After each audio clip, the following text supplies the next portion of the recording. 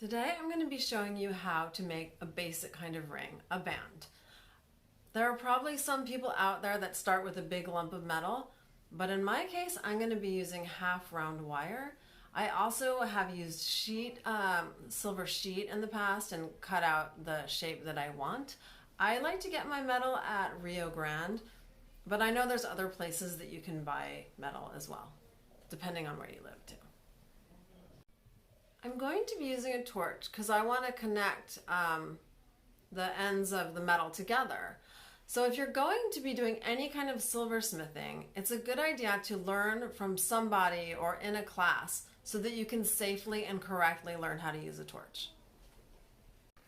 Here are some rings that I've made. The pink one here, it's done with sheet silver. You can see the shape's kind of flat. I just cut out the shape and I added like a texture on the shank, and then I put on that pretty pink stone. This turquoise ring, same thing. I used sheet silver here, and then I even added some little hearts, which I just cut out of metal. But this amethyst ring here, I have like half round wire.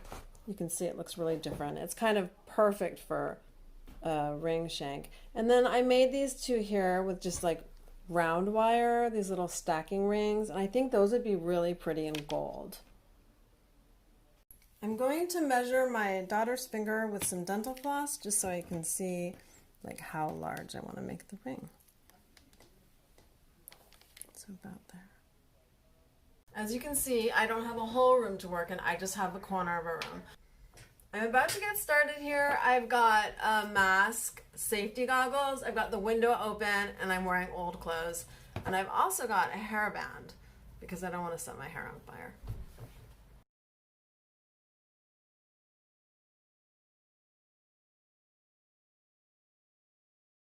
So I've marked this piece of metal, and I have my saw here, my jeweler's saw, and I'm going to start cutting. Okay, there it is. There's my piece. I'm going to anneal this now, which will make it easier to work with.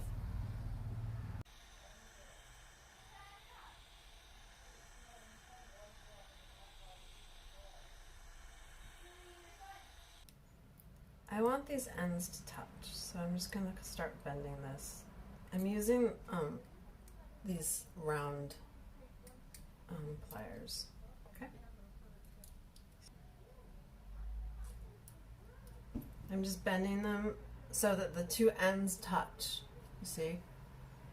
I'm not making the shape of the ring just yet, but I'm bending it so that I can solder these together, the two ends.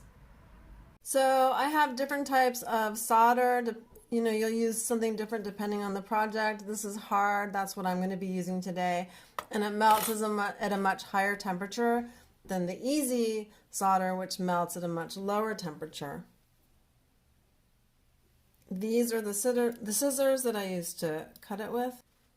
And the flux helps keep my metal clean, and it helps the solder flow better so that my pieces can join together.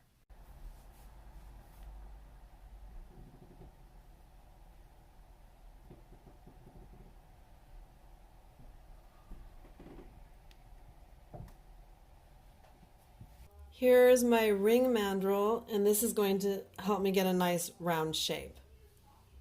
I've cleaned my ring in like a pickle solution, and I've got a ring mandrel here to help me give it the right shape. I'm kind of like lacking in like tools and things, so I don't have a soft hammer. I just have this, and I don't want to put marks all over this. So what I usually do is like put like a piece of leather or fabric there. Also, when you're putting this on the mandrel and you're using a hammer, you want to kind of hit it like this, not like that, because if you do it straight like that, you're going to start leaving marks. So you kind of want to like be pushing it down the ring mandrel like that. See here, and it looks pretty nice and round, but there's like a few marks right where I connected the metal, And so I'm gonna just use this file to file them down a little and make it smoother. I'm getting ready to polish my rings. I don't have a fancy polishing machine, but I got something on Amazon with 3 buffing compounds and 3 buffing wheels. It's really easy. All I have to do is attach it to a drill. Here they are. I hope this has inspired you to think about making a ring of your own and that it has provided you with some helpful tips. Thank you for watching. So the ring actually does fit. It looks pretty good. Let's just try it on your finger, okay? I think it looks really nice, don't you? Yeah. It's a good fit. Put your hand up.